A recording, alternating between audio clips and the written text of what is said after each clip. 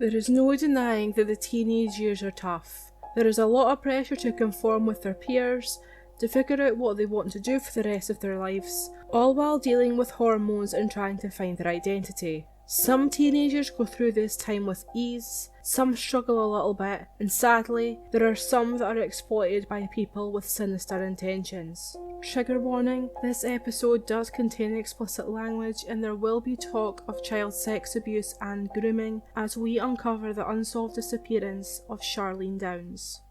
Hello and welcome to the 11th episode of Uncover True Crime Podcast. My name is Stephanie and each week we uncover a different unsolved true crime case, ranging from unsolved disappearances, unsolved murders, Jane and John Does, and suspicious deaths.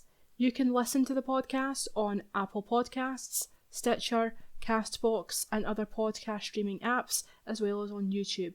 You can follow the podcast on Twitter at uncover_pod and on Instagram at uncovertruecrimepod.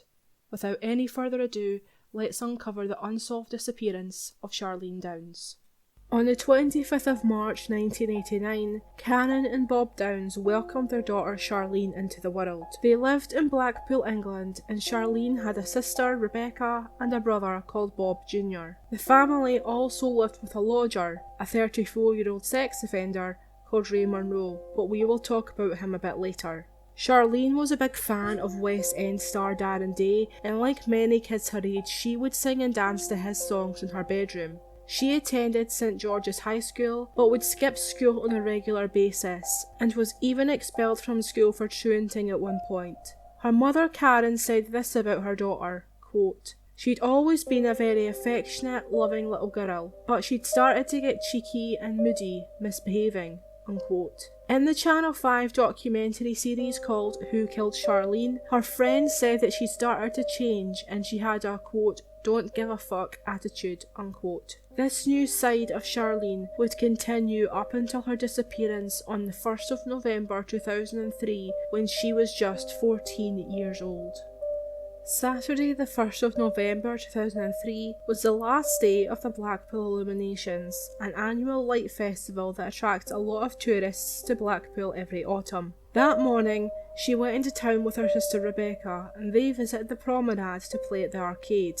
She would meet an elderly man outside a bingo hall and he gave her £70. I couldn't find any more information about this and it was only mentioned briefly in the Channel 5 documentary, but we will get into why he might have given her this money a bit later. At 6:45 PM, Charlene and her sister Rebecca visited their mother Karen at her work on Church Street. Rebecca decided at this point to go home, but Charlene wanted to stay out and meet some of her friends. Karen gave the girls some money and Charlene headed to a phone box to call her friends to arrange to meet up.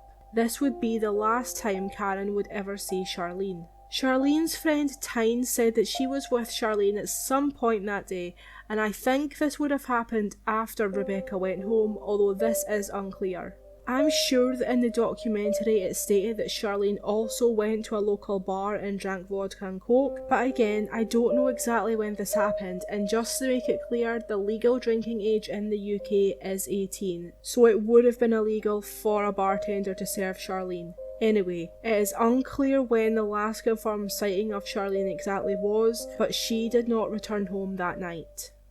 Karen did not report her daughter's disappearance to police until Monday the 3rd, almost 48 hours later. As I'm sure you know, the first 2 days of any investigation are the most critical, so many people are suspicious as to why it took her so long to call authorities. Karen said that she assumed Charlene would return home eventually, but she never did. Charlene had gone missing for 4 days before, but turned out just to be at a friend's house, so it's possible Karen thought the same thing had happened again. By no means am I excusing her not calling police for 2 days, I'm just trying to understand her reasoning. Interestingly, Karen says that she called police on Sunday, but police told her to wait 24 hours. The call she made to police has been released to the public, but nowhere in this call does she state that she had called the day before, and there is no documentation of this alleged call. In the call, when the officer told her she would send police out to talk to her, Karen says that she's about to leave the house, and the woman on the other end of the phone very adamantly tells Karen that she is not to leave her house and that police are on their way.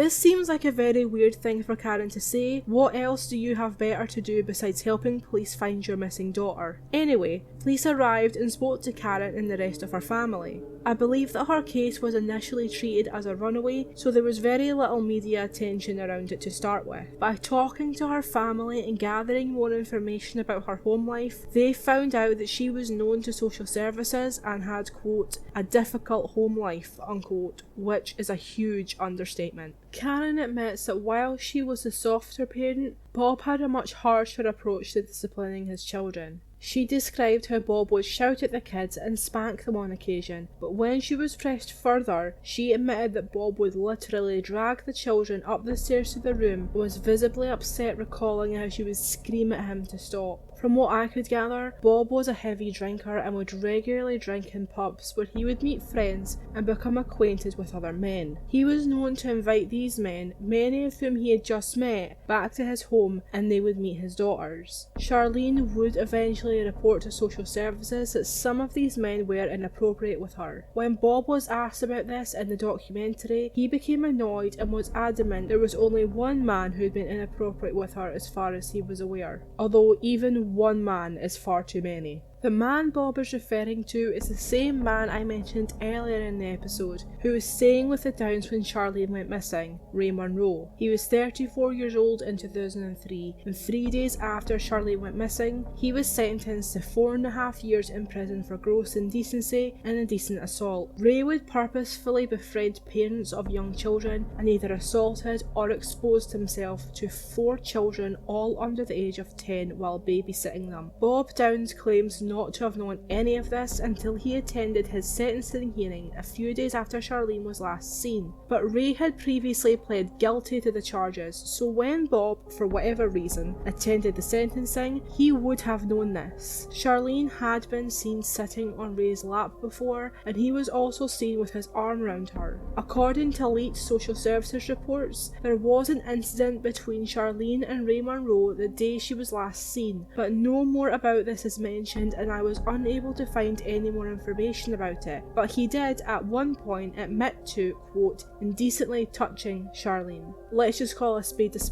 It's sexual abuse. Another unnamed man who was living with the Downes family made sexual advances towards Charlene, paid her to perform a sex act on him, and even admitted to her mother that he fancied her. Karen said that she responded to this by saying, quote, fuck off, she's a 14-year-old girl, you dirty bastard, unquote. Pretty sure I would have a way worse reaction if someone said this to one of my children. However, Bob said that he knew absolutely nothing about this, but there was one occasion where he told Charlene to knock on his door and, quote, say, are you coming out to play, or see if you can go for a drink, unquote.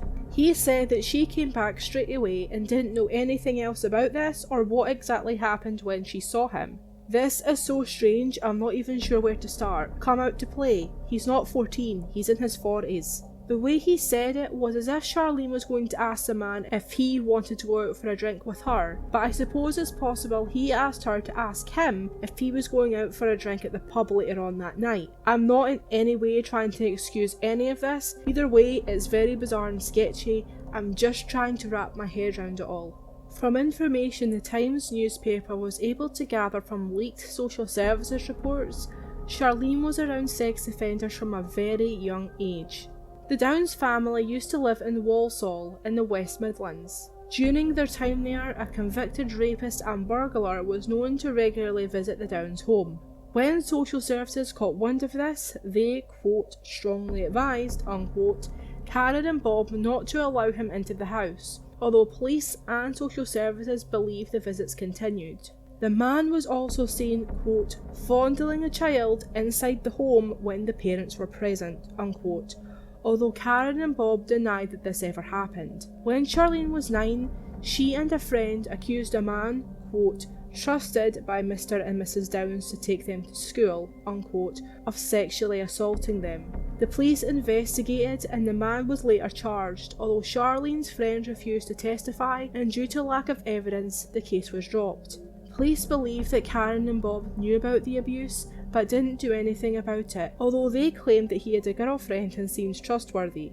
The reason they moved over 110 miles from the West Midlands to Blackpool is because the police threatened to charge them with neglect and to remove their children from the home. I have no idea if social services in Blackpool were aware of all of this. Whether they did or didn't, the system failed Charlene, Bob Jr. and Rebecca. There was another time when an environmental officer visited the home and saw a 12-year-old Charlene in a quote, skimpy nightgown, unquote. She was in a bedroom with a 60-year-old man who had his trousers undone. The man jumped up and fastened his trousers while Charlene picked money up from the bed. She said that the man was her uncle and the parents said that he was a family friend. This was reported to social services, but no action was taken, quote, due to lack of evidence, lack of cooperation from the family, and no complaints from Charlene, unquote. Canon and Bob Downes said the council were just being nosy and that the whole thing was a misunderstanding. The man had merely been adjusting his trousers and that he was a nice old man. It was also discovered that Charlene had visited sexual health clinics 13 times in the year leading up to her disappearance. Canon said that on one of these occasions, Charlene had complained of pain and her grandmother took her, but she said she wasn't told by either of them that whatever the issue was caused by sexual activity. She was aware that Charlene had gone to sexual health clinics, but didn't know why. And I don't know if Canon found this out before or after Charlene was last seen. Canon also allowed her other daughter Rebecca to live with a 50-year-old man when she was only 14 years old. Many have speculated that the man was sleeping with Rebecca, but she adamantly denies this. She said that she lived with him because she didn't want to live in the family home, but refused to elaborate further. Unbelievably, this is not the only suspicious activity that has led police to believe that Charlene was the victim of sexual exploitation. 3 months before she disappeared, she was seen getting into a car with 2 Asian men. They drove her to Blackburn, a town 26 miles away, and she went down an alley with these men. An hour later, she returned to Blackpool with an envelope, which she told her friend contained, quote, what I got for what I did in Blackburn, unquote. The week before she disappeared, she got into a BMW with another Asian man and he took her to Manchester, 50 miles away from her home. Also, on the 1st of November 2003, the day she was last seen, she was handed £40 by a man who's been described as, quote, a compulsive, perverted paedophile, unquote, who lived in a, quote, squalid flat knee-deep in pornographic material of all types, including those featuring young children, unquote. He is said to have had the motive and opportunity to kill Charlene. This is pure speculation, but I wonder if this is related to her receiving £70 from the old man outside the bingo hall, which I mentioned earlier in the episode. Totally possible 2 different men gave her money on this day, and given all the other signs that Charlene was a victim of child exploitation, I think we can safely assume what they were giving her money for. 8 days after Charlene was last seen, police decided that if she was found, she would go into police protection instead of going back home due to her being a victim of sexual abuse. Maybe if someone had intervened 8 days before she went missing, she would still be here today. During the investigation, police found out that Charlene was one of 60 other young girls, all between 11 and 15, who were being groomed by a group of Asian men, most of whom either owned or worked in nearby takeaways. Over 100 men were involved in this sex ring, and they would give the girls free food, cigarettes, and money in exchange for sex. There was an alley repeatedly referred to in the Channel 5 documentary, and it backed onto several takeaways, and it was known to be a place young girls would go to meet men for sex. Some of the girls said that Blackpool is just as bad for child exploitation now as it was back then. Now I'm going to share a few facts about Blackpool so we can truly understand the extent of this problem. Blackpool is a popular city for tourists and is located on the west coast of England. People are attracted to visit Blackpool to enjoy the pleasure beach, numerous arcades, and the Blackpool illuminations. Workers at such tourist attractions are often out of work when the peak season ends, and Blackpool is currently the 12th poorest area in the UK. The number of children on Blackpool's Child Protection Register who are vulnerable to or experiencing sexual abuse is at 16%, more than twice the national average. as is the number of children currently placed within the foster care system. The number of people living with HIV rose 50% between 2001 and 2004, and there are 800 convicted high-risk sex offenders living in Blackpool. 1 in 12 girls will fall pregnant before the age of 18, and it is the only city in the country where boys do better in education than women. There are a lot of vulnerable women living in this area, and far too many men willing to take advantage, and it took Charlene going missing for this sex ring to be exposed. Charlene's disappearance was one of the biggest investigations in Lancashire's history, and it was quickly escalated to a murder inquiry. You'd think police would have had loads of suspects to look into, but they ended up charging 2 men who were not involved at all in any of the abuse Charlene had previously suffered.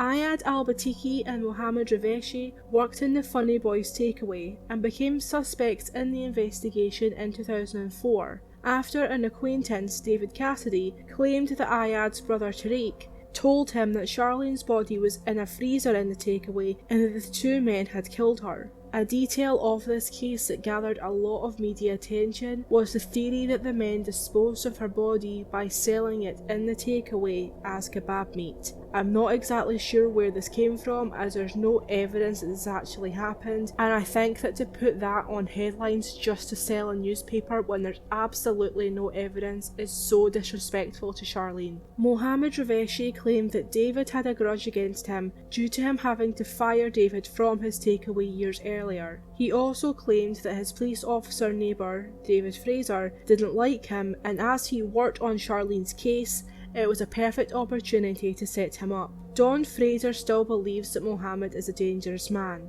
There are rumours that he was seen in bed with 3 girls, including Charlene, but he denies this and says that he and Iyad never even met Charlene. A woman called Emma accused Mohammad of sexual assault after he shared a bed with her and her sister. Mohammad again denies this. He was also accused of watching porn with 9-year-old children. He said that this was a huge misunderstanding and the children had put the tape on without knowing what it was. I don't know if this was ever reported to police, but I have to assume it wasn't, as he would later become an approved foster parent. Don Fraser finds this suspicious, as it's unusual for a single man to be a foster parent. Mohammad denies having any inappropriate contact with children, as does Iyad. There are a lot of stories about Iyad abusing young girls, and he had been on police's radar for a long time before Charlene's disappearance. In 2004, a woman went to the police and accused him of raping her. Police told her that they knew he was guilty, as he had recorded the assault on his phone, but for some reason he was never charged. The woman told Channel 5 that Detective Jan Beasant told her he was a suspect in Charlene's case, and she pressured her by saying that pursuing a criminal complaint against Iyad was the only way they could get him for Charlene's murder. It would have been illegal for Jan to tell the woman this, and she denies even meeting the woman in question. As I've said, charges were never filed against Iyad for this rape, which is really strange if there's video of the assault. But the victim claims that, quote, police dropped her like a bag of shit, unquote, when they realised the rape case wouldn't help them gain more evidence in Charlene's murder.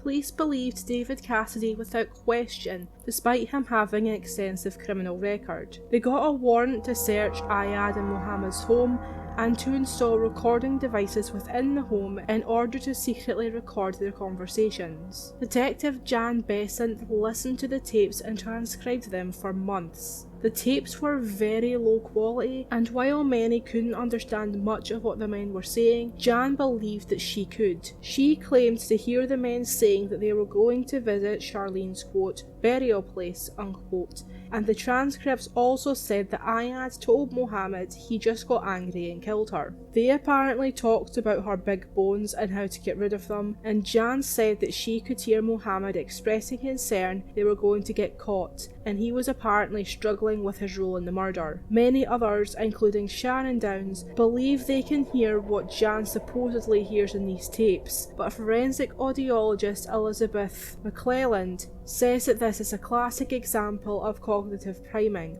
This means that because people have been told over and over again by Jan that these are what the tapes say, people genuinely believe they can hear it too. When I listened to the tapes with my eyes closed, not reading the accompanying subtitles, I couldn't understand what either men were saying most of the time. However, when I listened to them with the subtitles, I was like, oh yeah, that's what they're saying. So I totally understand what Elizabeth is saying. She also said that not only were Jan's transcripts, quote, potentially very misleading, unquote, but that she shouldn't even have transcribed them. As Jan was a detective on the case, there is no way she could be objective, and usually transcripts like this would be done by an experienced professional. She described how there is no way Jan could have heard some of the words she thought she heard, burial place for example, and that the transcripts were incomplete. Transcripts usually document background noise, but Jan's don't, and this would have given more context to the conversations they were having about big bones as they were watching TV at the time. Police found absolutely no forensic evidence in their home, so with only the tapes and David Cassidy's statement as evidence, the Crown Prosecution Service still went ahead with the trial, which commenced in 2007 and resulted in a hung jury. A retrial was scheduled, but this never took place. Not only were the tapes deemed inadmissible due to their low quality and unreliable transcription, but police also discovered an audio recording of David talking to Tariq about the conversation they had had about Charlene being in the freezer. Tariq told David that he had no idea what he was talking about and that he had never told him that, so they could no longer use David as a witness. Both men were rewarded £250,000 for wrongful prosecution, which angered many people who still thought that they did it. The British Nationalist Party was a very controversial political party in the UK, as many people believe them to be extreme in their views and racist, me included, and they used this case to further their own agenda. They arranged protests and marches, protesting the release of these men and of other Muslim men in the area. They were joined by the English Defence League, another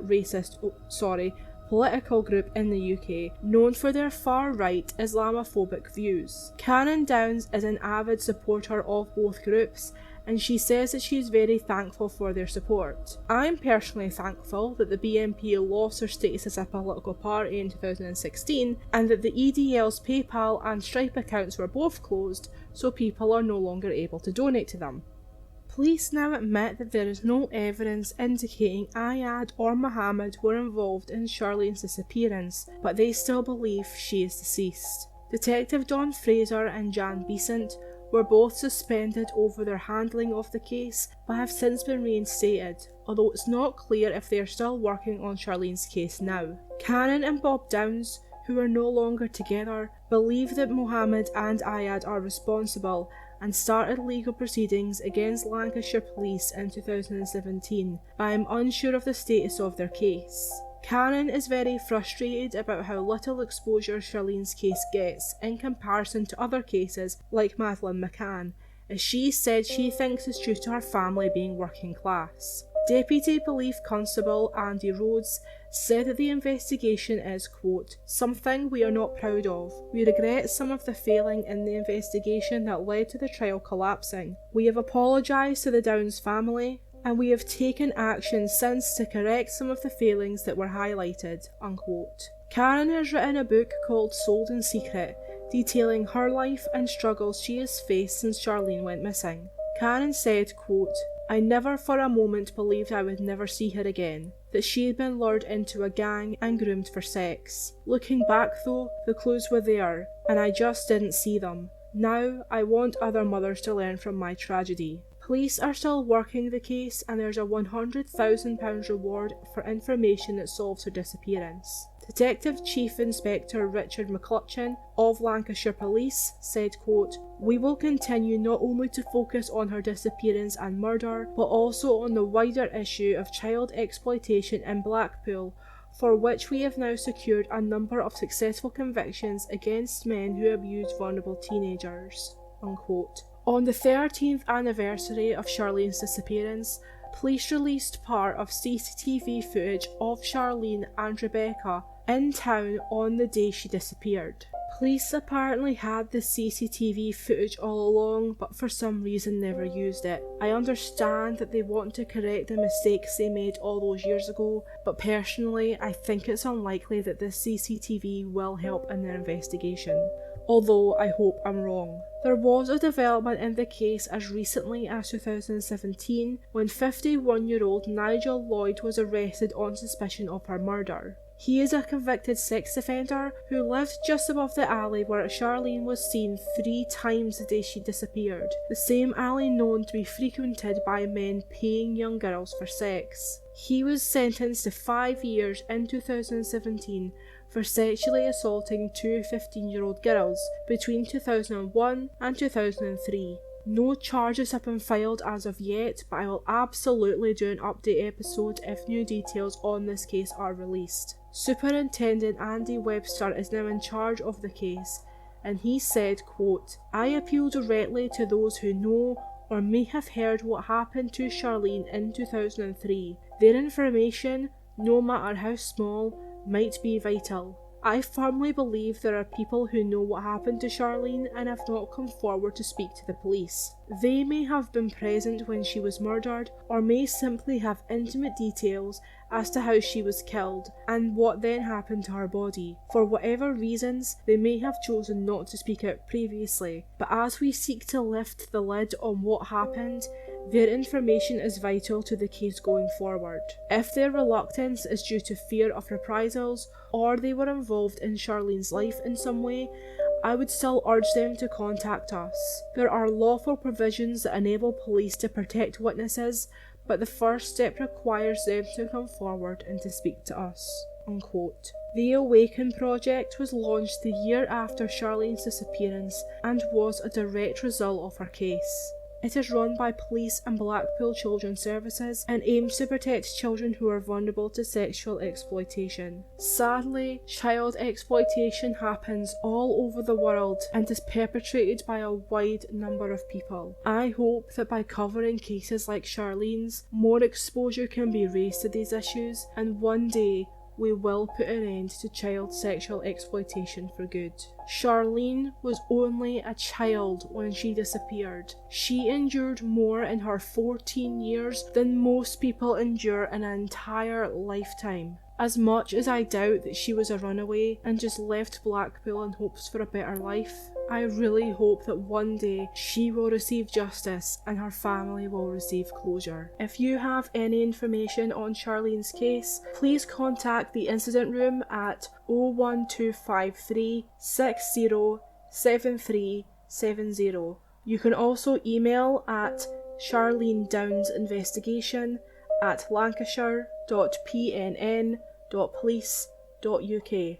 Alternatively, you can contact Crime Stoppers anonymously on 0800 555 111, and all that information will be in the description of this episode. All sources and pictures relating to this case can be found on our blog at uncovertruecrime.blogspot.com. That's everything I have for you today. Thank you for listening till the very end. Please stay safe and have a good night.